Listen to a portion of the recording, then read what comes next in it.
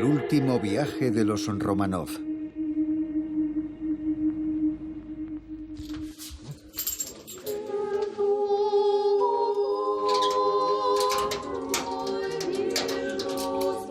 Para cualquier ruso es emocionante poder sumergirse en los archivos de su país para investigar su historia y la de sus antepasados. La de mi familia rusa está en unas cajas en los sótanos de los archivos nacionales. El final de nuestra historia en este país coincidió con el final de la del zar Nicolás II el 15 de marzo de 1917. Aquel día, el emperador de todas las Rusias hizo bascular al mundo hacia una nueva época. Este es el acta de abdicación del trono de Rusia de Nicolás II, firmada por él. Declaramos, por el bien del pueblo, nuestra voluntad de abdicar del trono del Estado ruso y de liberarnos del poder supremo. Como no queremos separarnos de nuestro adorado hijo, legamos nuestra herencia a nuestro hermano el gran duque Michael Alexandrovich y le damos nuestra bendición para acceder al trono del Estado ruso. Un mes antes, la llamada Revolución Burguesa de febrero había hecho tambalear el trono. Para evitar que todo se desmoronase, el gobierno provisional y los jefes de los ejércitos exigieron su marcha. Estos dos parlamentarios, Chulgin y Guchkov, consiguieron que firmase con lápiz en la parte inferior de la hoja. Cuando Nicolás II firmó, mi tatarabuelo no debía estar muy lejos. En aquel momento, el príncipe Vasily Dolgorouki era el jefe de la casa militar del zar. Cuando los generales le empujaron a abdicar, no se dieron cuenta, ni él tampoco, de que al firmar el acta estaba firmando la sentencia de muerte de la monarquía. Él pensaba que abdicar no tenía importancia. Nadie tenía experiencia en política. No comprendían que suponía el fracaso de la antigua forma de gobernar. Era el desmoronamiento total. Rusia y Europa no volverían a ser las mismas. La familia Romanov, en compañía de mi antepasado, emprendió un largo viaje que acabaría bañado en sangre el verano de 1918, 17 meses más tarde.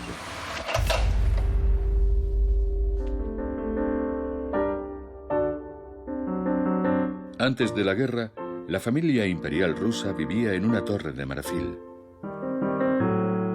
Nicolás tenía 4 hijas: María, Olga, Tatiana y Anastasia. Su mujer de origen alemán, Alejandra, de soltera a Hesse-Darmstadt, también le había dado un hijo, Alexei, al que adoraba. Un niño sensible y frágil, hemofílico, al que protegía como a la niña de sus ojos. Desde principios de siglo, Rusia rugía, protestaba y a veces se sublevaba. En 1905 estalló una revolución que fue abortada. Desde entonces la familia real se instaló en el Palacio de Alejandro, en Tsarskoye Selo, a 20 kilómetros de San Petersburgo.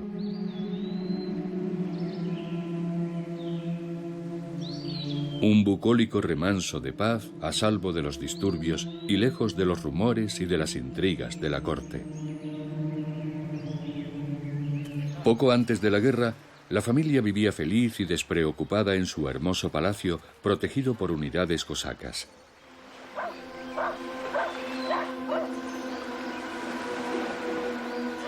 Desde allí, mi tatarabuelo Vasily, con su gran bigote, cuidaba de este pequeño mundo a salvo de las amenazas que se cernían.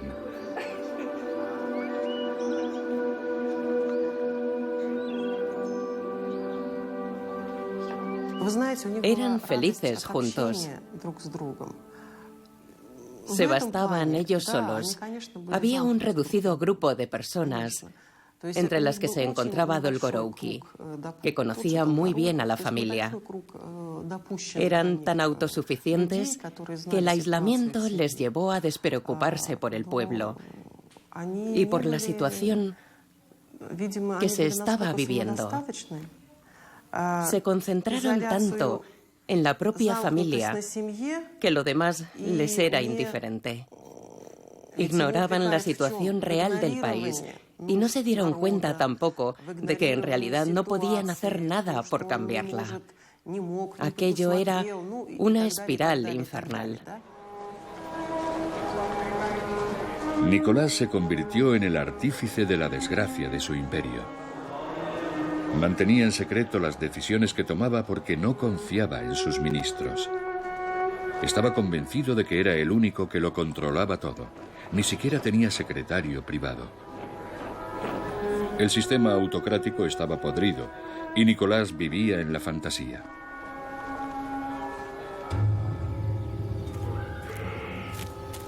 Solo veía a campesinos felices de trabajar en el campo.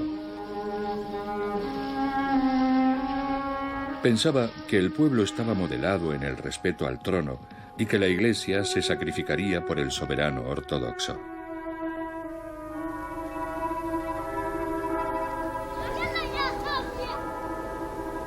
No quería ver que la mayoría de los 140 millones de habitantes de Rusia eran campesinos sin instrucción, hambrientos y oprimidos. Ni que cada vez eran más los que iban a las ciudades en busca de una oportunidad para trabajar en las nuevas fábricas, engrosando las listas del proletariado maltratado, cada vez más sensible a las ideas revolucionarias. A Nicolás le preocupaba mucho más la diplomacia, alterada por el aumento de poder de la Alemania del emperador Guillermo. Nicolás era primo de Jorge V y amigo del presidente Poincaré, así que se decantó por la Triple Entente: Rusia, Francia y Gran Bretaña. Cuando estalló la guerra en 1914, Rusia parecía estar preparada. Nicolás envió 3 millones de hombres a la batalla, pero fue un desastre inmediato.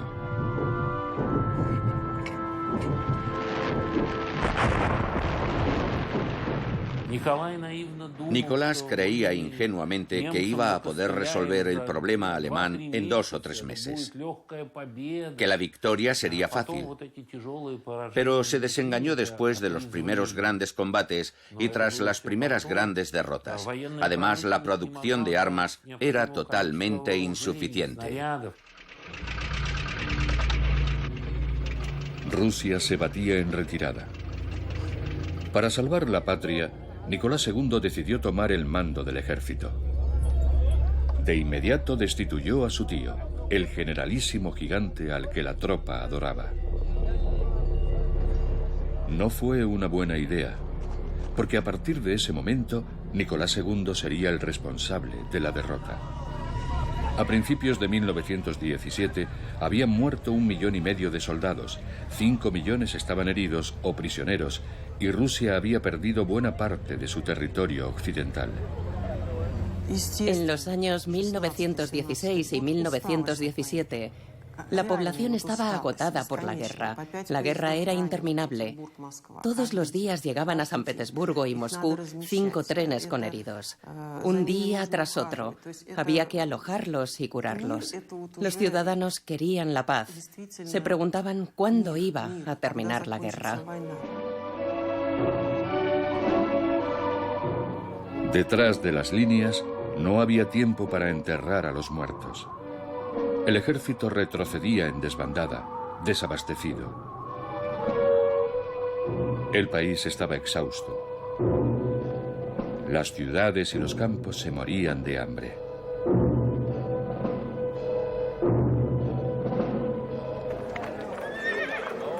En febrero de 1917, las revueltas del PAN llevaron a los socialistas moderados al poder. Lenin y los bolcheviques esperaban su momento mientras organizaban revueltas y golpes de Estado. Nicolás II ordenó disparar sobre el pueblo, produciéndose algunas muertes. A partir de ese momento, nada podría detener la revolución rusa.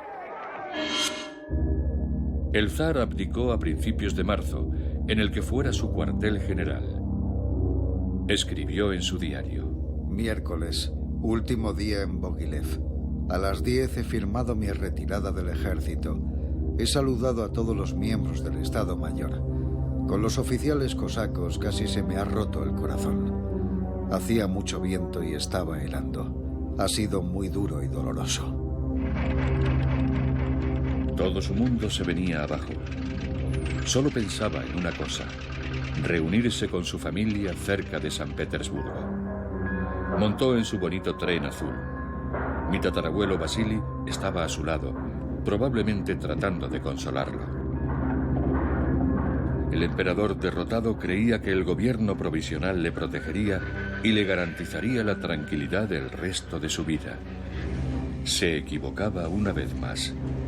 A 300 kilómetros de San Petersburgo, un soviet de insurgentes, campesinos, soldados y obreros indignados bloqueaban la vía. Empezaban los problemas de verdad. Tras 6 días de negociación, el tren por fin pudo proseguir su camino. En el palacio de Alejandro, las cosas tampoco iban bien. Odiada por el pueblo, la emperatriz alemana, que había estado bajo la diabólica influencia del monje Rasputín, estaba atrapada en el palacio sitiado. El gobierno provisional envió a la prestigiosa Guardia de Novgorod para proteger a la familia. Pero las tropas se multiplicaban a las puertas del palacio. Aquel mes de marzo, Alejandra y sus hijos escaparon por poco de un funesto destino. El palacio estaba sitiado. Los que en ese momento estaban dentro del palacio se disponían a morir porque justamente detrás de esa zona, detrás de esa delimitación que hoy permanece casi idéntica, cientos de soldados, borrachos o medio borrachos, se habían concentrado para atacar a la familia imperial. Solo esperaban una orden, pero la orden nunca llegó. La noticia de la abdicación del zar se propagó como la pólvora. A las puertas del palacio, la multitud pedía explicaciones. El 21 de marzo fue el peor día. El nuevo comandante en jefe, Kornilov, nombrado por el gobierno provisional, acudió para notificar a Alejandra que toda la familia, incluido el zar, estaban bajo arresto. Ella escribió en su diario: He escuchado en silencio al general que todavía llevaba sus condecoraciones imperiales. No es dueño de sus palabras. Dios le juzgará. Los soldados revolucionarios relevaron a la Guardia de Novgorod. Todo volvió a una calma relativa. Al día siguiente, a las 4:45, el tren del zar reanudó el viaje hacia la estación de Tsarskoye Selo, la más cercana al palacio, llegando al final de la mañana.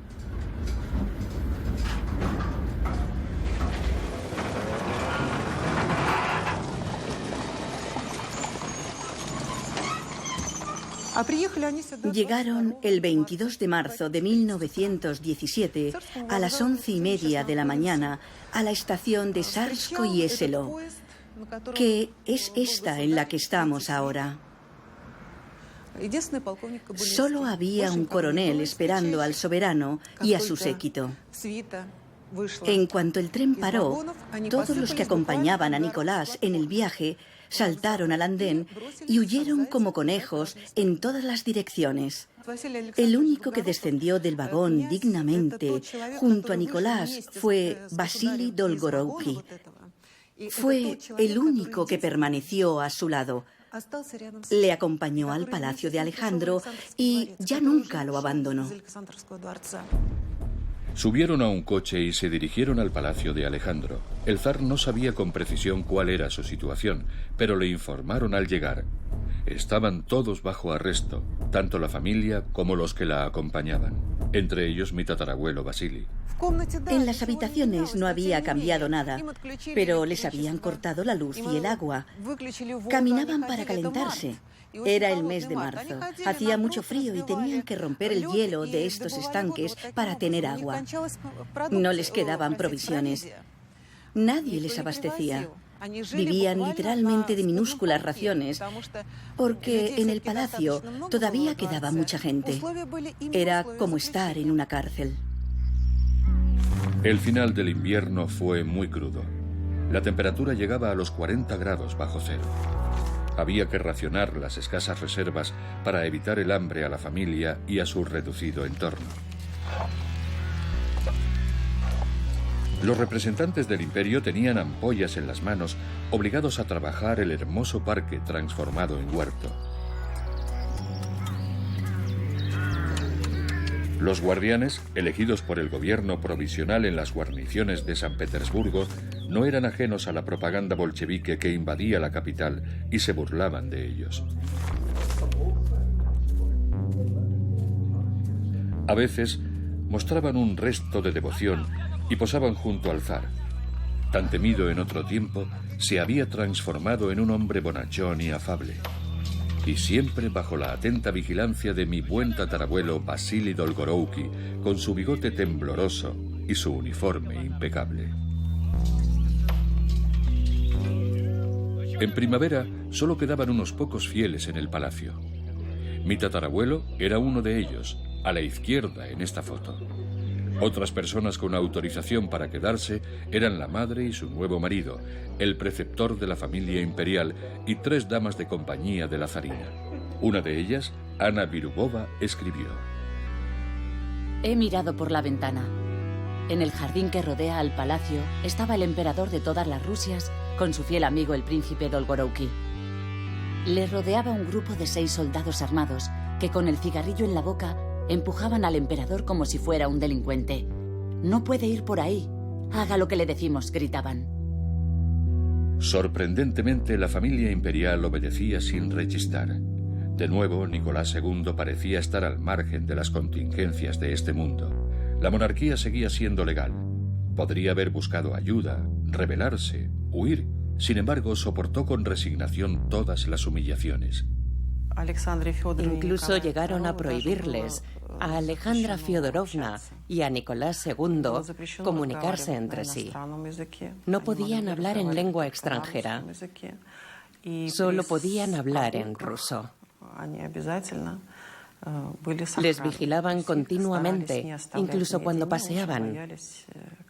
Intentaban no dejarles nunca solos. Temían un pacto o un complot. Aunque Nicolás II y Alejandra Fyodorovna nunca hicieron nada en ese sentido. Al contrario, no hacían nada de eso. Respetaban al pie de la letra las medidas disciplinarias que les habían impuesto. Al otro lado de las rejas del palacio en el que estaba prisionera la familia imperial, Rusia se enfrentaba a 2 grandes dificultades. Por un lado, la guerra que continuaba, porque el gobierno burgués liberal del príncipe Vov se había comprometido con los aliados. Y por otro, la agitación revolucionaria. Los soviets, esos comités que surgían por todas partes, bloqueaban las decisiones del poder provisional. Todavía no eran muchos, pero estaban armados y sus reivindicaciones eran muy populares.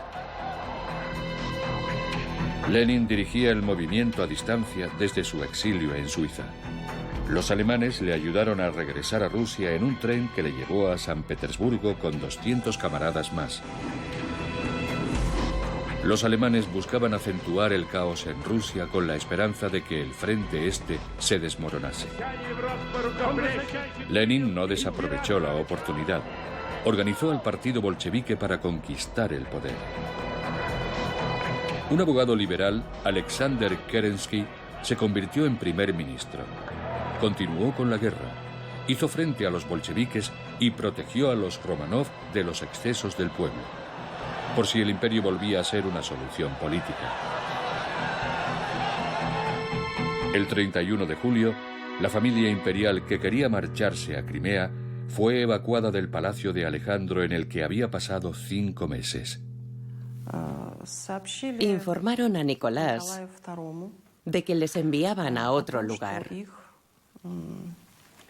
sin explicarles nada más. Pidió algunas aclaraciones, pero solo le dijeron que cogiera ropa de abrigo. Comprendieron entonces que no iban a ir a Livadia, en Crimea, como ellos querían, aunque todavía mantenían la esperanza de ir a Inglaterra.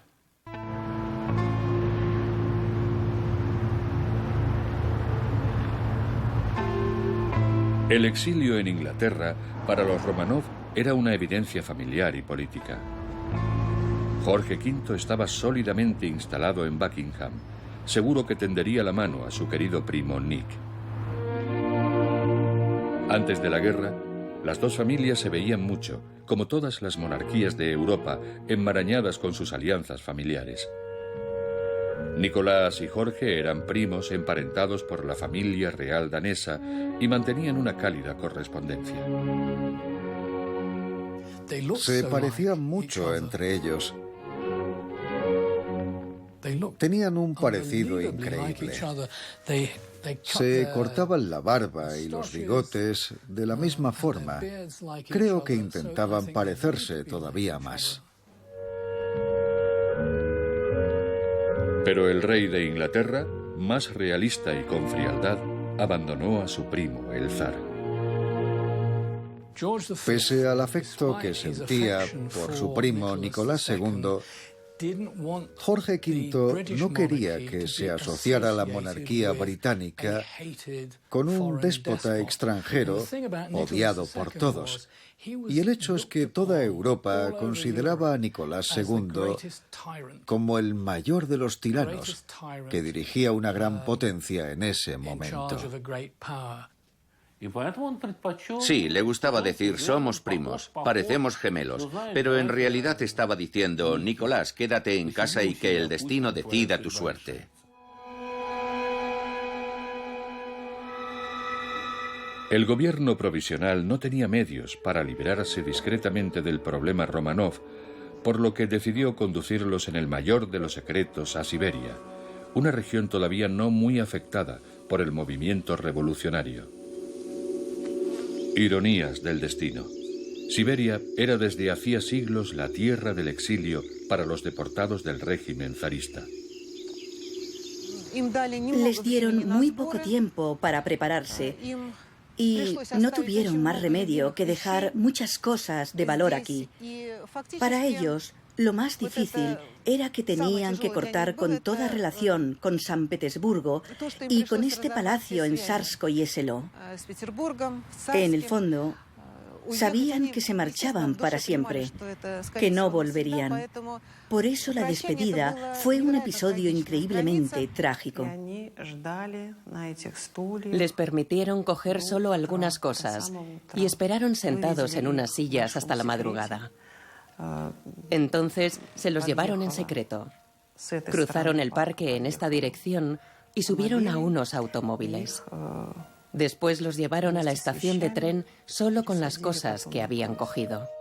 La emperatriz escribió en su diario: ¡Qué sufrimiento al partir! Todo está recogido, las habitaciones vacías. ¡Qué dolor!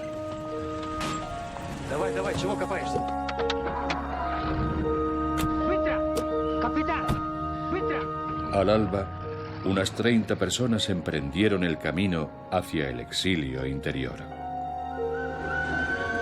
El zar, la zarina, sus 5 hijos, el preceptor suizo, 2 médicos y algunos sirvientes, entre los que se encontraba el fiel Val Dolgorouki. Destino Tobolsk, vía Tiumen, 2.500 kilómetros en línea recta. Más de una semana de viaje, primero en tren y luego en barco. Era la primera vez en 2 siglos que el zar no estaba en los palacios de San Petersburgo.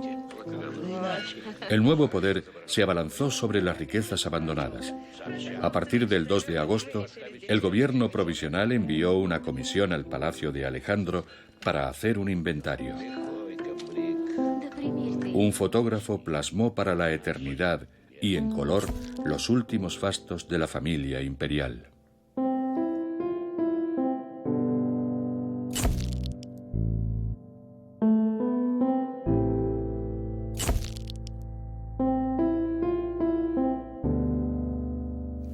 Le tenían mucho cariño al palacio de Alejandro. Allí fue donde Nicolás y Alejandra se conocieron y pasaron su infancia. Era su refugio, su jardín encantado, su juventud. Cuando venían se encontraban en la casita de niños. Hay una hermosa nota sobre eso en el diario de Nicolás II. Adiós maderas preciosas, hermosos lienzos y ricos cortinajes. El futuro no será tan lujoso.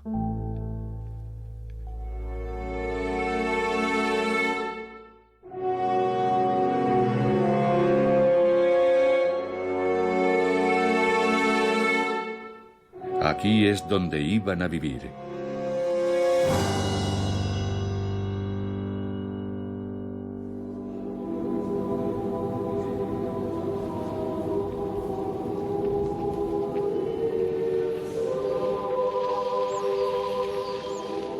Tobolsk sigue siendo hoy un duro destino. En 1917 era una aldea casi inaccesible. No tenía estación, solo el río cuando no estaba tomado por el hielo. El 4 de agosto, la familia estaba en Tiumen. Todavía había barcos que remontaban el Irtish. Las autoridades habían requisado un vapor para llevar a la familia y a su séquito a Tobolsk. Un lujoso barco de nombre Rus. Probablemente esos fueron los últimos instantes de felicidad de los Romanov. El 6 de agosto estaban en Tobolsk, donde pasarían 8 meses.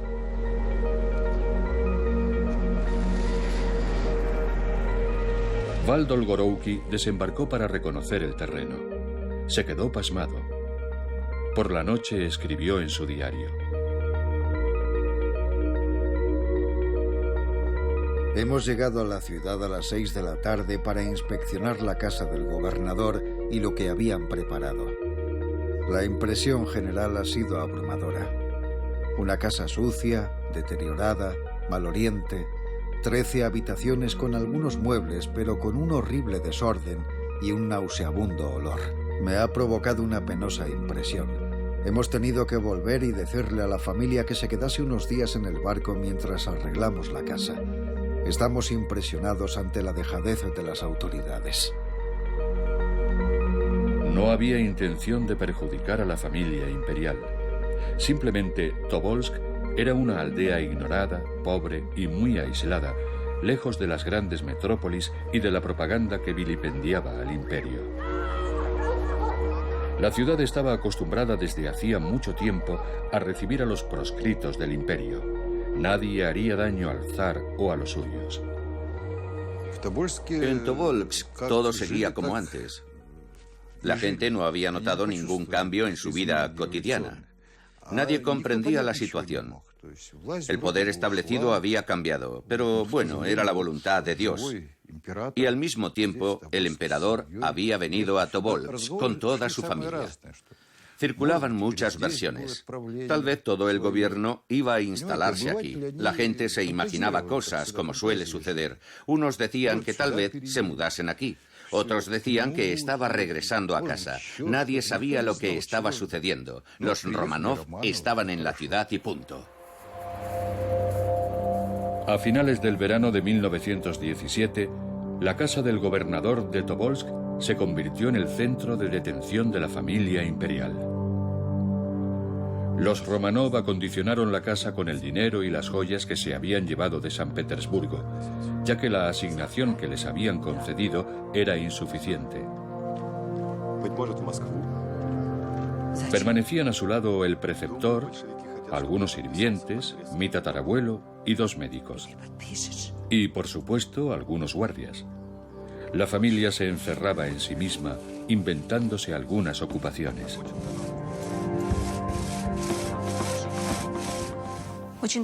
Es conmovedor ver las fotografías de los miembros de la familia imperial, sobre todo las que se hicieron aquí, en Tobolsk. Es de sobra conocido que el zarevich Alexei Nikolayevich y su preceptor Pierre Guillard hacían fotos.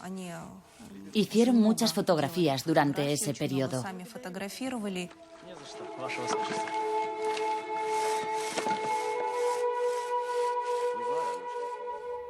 Aquí tenemos una fotografía muy interesante en la que vemos a Nicolás II sentado con sus 5 hijos en el tejado del invernadero, tomando el sol. Van vestidos de forma poco imperial.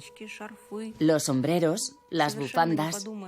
Resulta difícil imaginar que estas jóvenes eran grandes duquesas y podrían haberse casado con reyes.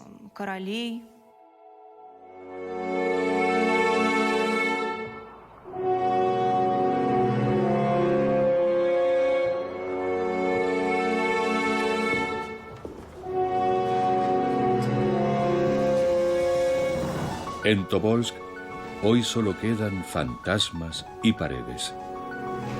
Pero la historia vuelve a ser bienvenida en Rusia.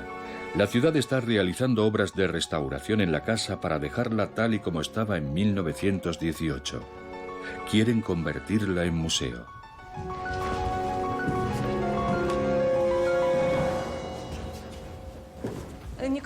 Nicolás II mandó colocar justamente aquí una mesa en la que leía y contestaba toda su correspondencia. Desde la ventana podría contemplar todo lo que sucedía en la plaza del desfile, que antes era muy importante en la ciudad de Tobolsk.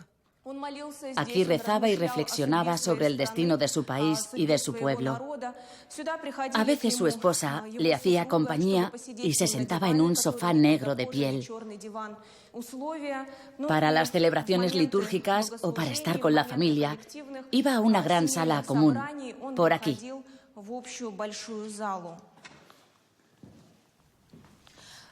Al salir del despacho de Nicolás II, había una ventana que daba al balcón. La familia imperial solía pasar mucho tiempo en este lugar. Aquí había una puerta antes. Alejandra Fyodorovna estaba enferma, andaba con dificultad y casi siempre se movía en silla de ruedas. Al balcón podía acceder con su silla. En el mismo piso estaba el dormitorio de las princesas. Las 4 estaban instaladas en la misma habitación. Les habían puesto camas con somieres metálicos. Había muy pocos armarios, así que tenían sus cosas extendidas sobre unas sillas. Pero entre las jóvenes había buena armonía y vivían alegres. Prácticamente no había periódicos, pero el zar seguía con preocupación la evolución de los acontecimientos. Veía cómo el país se precipitaba a la ruina. Aquel otoño fue la primera vez que dijo arrepentirse de su abdicación, un sentimiento que ya nunca le abandonaría. El 7 de noviembre de 1917 se lanzaron los dados de la historia. La Revolución de Octubre triunfó. El Palacio de Invierno, símbolo de una época pasada, cayó en manos de los bolcheviques sin hacer un solo disparo. Los soviets de obreros, campesinos y soldados tomaban las calles. Nadie se les resistía. Todos compartían sus reivindicaciones. La tierra para los campesinos, las fábricas para los obreros y sobre todo la paz para los pueblos. El proyecto político comunista todavía era algo vago, pero el poder de sus palabras y la fuerza de sus sueños permitieron que un grupo de revolucionarios conmocionara al mundo. ¿En qué consiste el poder soviético? ¿Cuáles son los objetivos del nuevo poder? La paz era el objetivo más fácil de alcanzar. Simplemente Lenin ordenó un armisticio unilateral, desentendiéndose de los compromisos adquiridos con sus aliados, Francia y Gran Bretaña. A finales de noviembre de 1917 estalló la guerra civil. La paz con Alemania era vital para los nuevos amos del país que tendrían que defender la revolución. Para los Romanov no había marcha atrás. Cuando llegaron los bolcheviques todo cambió. Quitaron a los guardias que había y los sustituyeron por sus hombres. Estos empezaron a humillar a la familia imperial. A partir de entonces, los Romanov fueron tratados como presos comunes. Los carceleros les mencionaban constantemente el inminente juicio. La familia sufría insultos y vejaciones. Dolgorouki llegó a suplicar al zar que se quitase las sombreras para evitar incidentes con los guardias aleccionados por los soviets. Mi tatarabuelo también se enfrentó a los guardias, que se tomaban demasiadas libertades con las princesas. El recinto en el que estaba encerrada la familia imperial planteaba un angustioso problema. Solo había un pequeño patio cercado por una valla para que nadie les pudiera ver. Los niños se cansaban y enfermaban a menudo. Nicolás y Alejandra no tenían ganas de nada. Casi no tenían nada que comer, y con el paso del invierno, las esperanzas languidecían. La nobleza y la iglesia, pilares del zarismo, se habían esfumado, y las grandes dinastías europeas se tapaban los oídos. El preceptor de los niños que seguía con ellos escribió a principios de abril de 1918. Estamos todos en estado de angustia mental. Pensamos que todos nos han olvidado. ¿Es posible que nadie levante un dedo para salvar a la familia imperial? ¿Dónde están los que permanecen fieles al zar? ¿Por qué tardan tanto?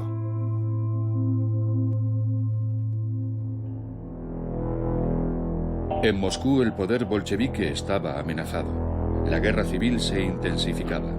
El ejército rojo se estaba reorganizando y Lenin se dio cuenta de que los Románov podrían convertirse en el estandarte de la contrarrevolución blanca que se extendía con el apoyo de los exaliados traicionados. Los incidentes de la revolución, la intervención checa, la guerra civil que empezaba, todo esto cambió por completo el curso de los acontecimientos. La solución para poner a los Románov fuera del alcance del ejército blanco se le ocurrió al que por aquel entonces era la mano derecha de Lenin, Yakov Sverdlov. Decidió conducirlos a los Urales, a Ekaterimburgo. Lenin lo aprobó, pero no firmó nada. A principios de abril, Nicolás fue informado de que la familia iba a ser trasladada y de que él sería el primero. El destino era desconocido. Nicolás no quería marcharse solo, pero no tenía elección. Su hijo no podía caminar porque se había caído por las escaleras. Los bolcheviques se negaban a que toda la familia viajara en el mismo tren.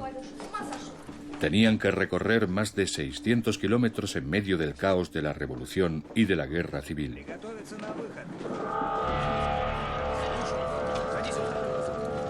El hombre de confianza de Sverdlov, el comisario Yakovlev, organizó 2 convoyes diferentes con destino a Ekaterimburgo.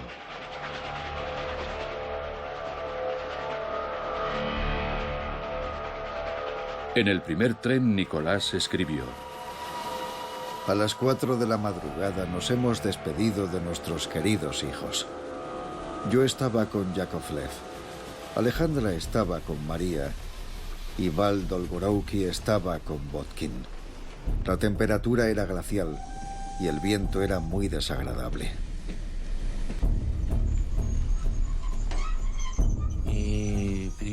Llegaron a Ekaterimburgo.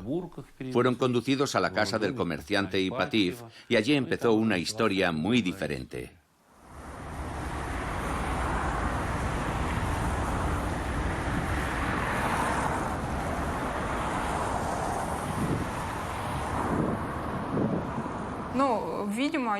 Probablemente eligieran Ekaterimburgo porque en esa ciudad había destacamentos bolcheviques muy sólidos.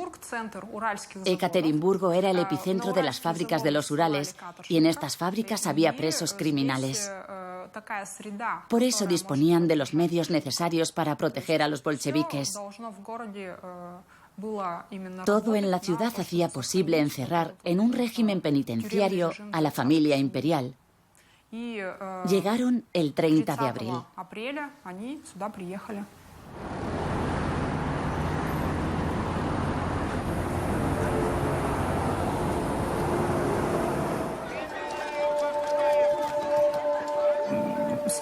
Los sacaron del tren y los metieron en un coche porque habían escuchado que en la estación se había concentrado un gran número de personas que querían ajustar cuentas con el emperador Nicolás.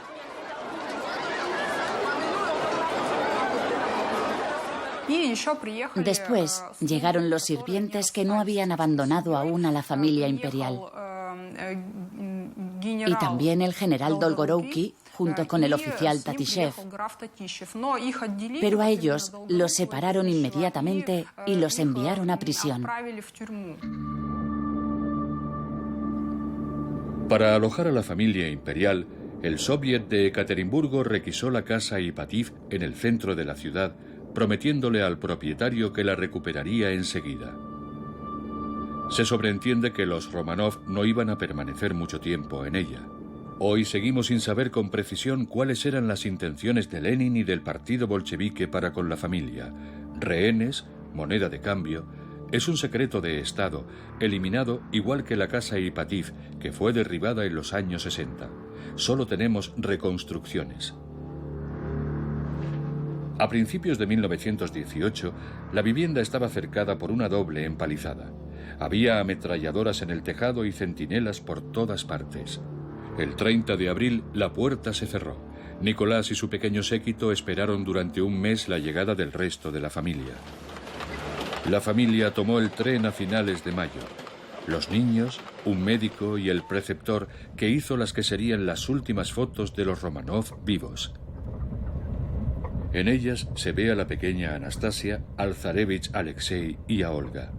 El 23 de mayo Nicolás II escribió: Esta mañana nos han anunciado gradualmente que los niños estaban a unas horas de la ciudad, que habían llegado a la estación y por fin que acababan de traerlos a casa. Qué alegría más grande he sentido al volverlos a ver y a abrazarlos después de 4 semanas de separación e incertidumbre. Últimos momentos de felicidad. Tras estas paredes, el zar y los suyos desaparecieron definitivamente de los ojos del mundo. La ciudad estaba controlada por soviets de obreros armados, de donde salían los guardas de la casa Ipatiev. Su jefe era un agresivo hombre que solo se dirigía al zar vencido para llamarle bebedor de sangre. Prisioneros y guardias compartían el mismo piso en torno al comedor. Nicolás II estableció un despacho en el salón. Las habitaciones no tenían puertas, según los guardias, por razones de seguridad. Unos guardias que permanecían de pie, mientras los últimos criados servían lo poco que había para cenar a los Romanov. Las 4 hermanas dormían juntas y el príncipe heredero y sus padres en la habitación contigua.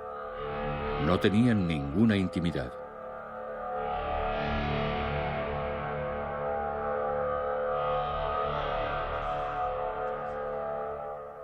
Nicolás II escribió en su diario que cuando tenía que ir a lavarse o al servicio, tenía que pasar por delante del puesto de guardia. Es decir, que la familia imperial estaba en todo momento bajo vigilancia de los bolcheviques. En el mismo piso, el comandante de la guardia disfrutaba del confort de la casa Ipatiev. No contenía a sus hombres cuando insultaban a los prisioneros o hacían alusiones indecentes a las jóvenes duquesas. Las paredes estaban llenas de pintadas obscenas. Todo lo que podía robarse había sido robado. La familia sufría en silencio. Nicolás II escribía poco y torpemente. Nunca se quejaba. Se encomendaba a Dios. Solo lamentaba la ausencia de su amigo Val, preso en la otra punta de la ciudad. Vasily no tenía acceso a la prensa, pero escribía muchas cartas que nadie enviaba, como esta llamada de socorro a su hermano. Querido Paul, he sido detenido y encarcelado. He escrito una carta solicitando que me liberasen y me permitiesen ir a San Petersburgo para ver a mi madre enferma. Dile que si Dios quiere, pronto la veré. En Moscú el poder estaba preocupado. Lenin soltaba discursos al nuevo ejército ruso. La paz prometida no había durado. La contrarrevolución, a la vez monárquica y republicana, ganaba importancia. De nuevo, caos, matanzas y terror. Abusos blancos contra delitos rojos.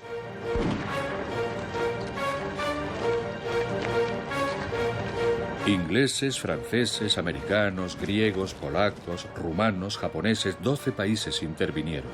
En Siberia, una legión checa antibolchevique de 45.000 hombres tomó Omsk y marchó sobre Ekaterimburgo.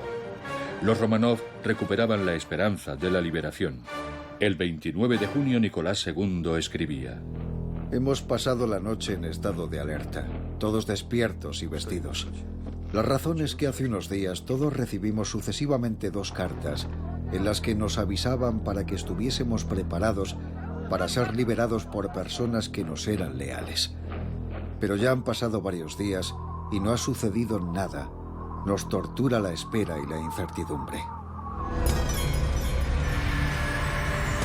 Lenin no lo dudó. Había que evitar que el zar fuese liberado por los blancos y se convirtiera en un símbolo de la lucha contra los soviets. Con la complicidad de Sverdlov, dictó un telegrama a su guardaespaldas ordenando la ejecución de toda la familia imperial. Fue transmitido al Soviet de Ekaterimburgo.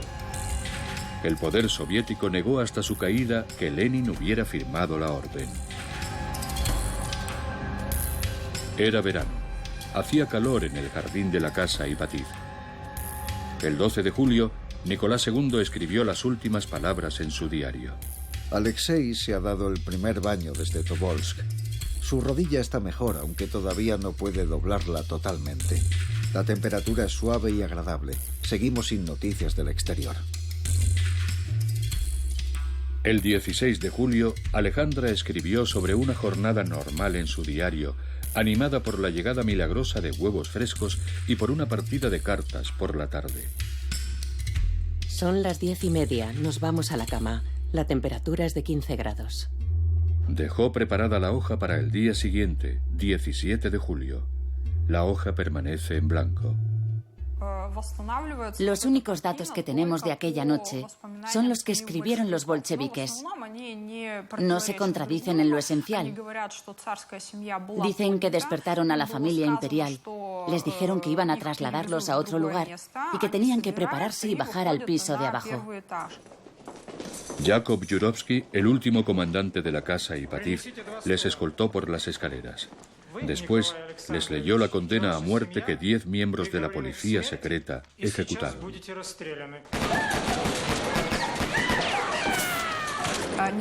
Nicolás murió de un único disparo y se desplomó rápidamente. Alejandra Fyodorovna recibió 2 disparos. Las hijas permanecieron vivas bastante tiempo porque llevaban cosidas a la ropa joyas con diamantes y otras piedras preciosas que las protegieron. En cuanto al zarevich Alexei, los documentos hablan de que tardó bastante en morir. La Legión Checa llegó demasiado tarde. Pudo grabar las imágenes del lugar de la masacre, pero no encontró los cuerpos de las víctimas. Los asesinos cargaron en un camión los cuerpos del zar, su esposa, sus 5 hijos y los 4 últimos sirvientes.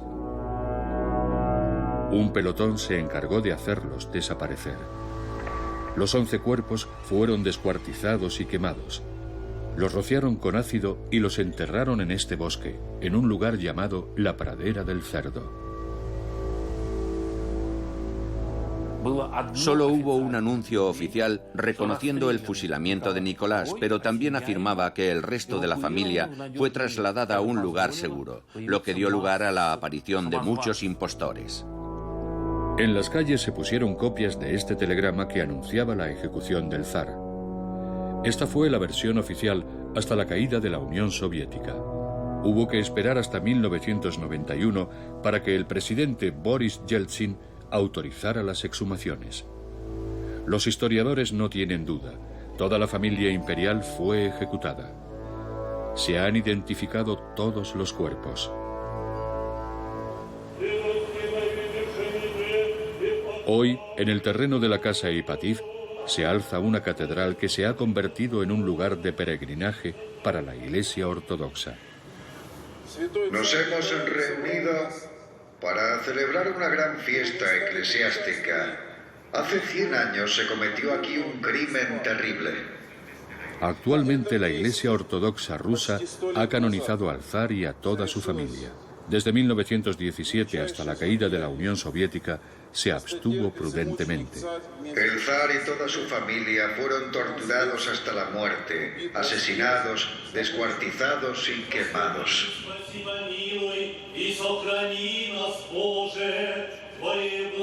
Cada verano, decenas de miles de peregrinos vienen para rendir homenaje a estos mártires. La noche del 17 de julio, van en romería desde la iglesia hasta la pradera del Cerdo, a 20 kilómetros.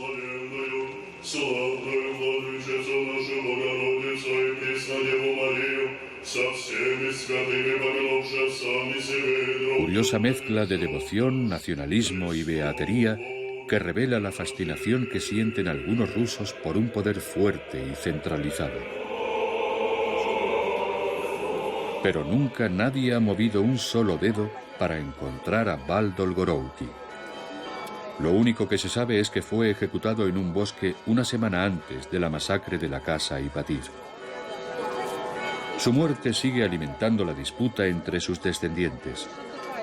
Unos lo consideran un héroe porque sirvió a su señor hasta el final.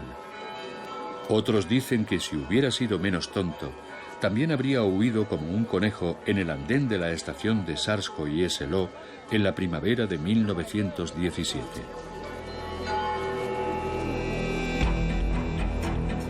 En mi familia nunca se resolverá esta discusión. Somos incapaces de refugiarnos en las creencias de los nuevos zaristas. Así que, sencillamente, vamos a abrir un nuevo siglo de disputas familiares.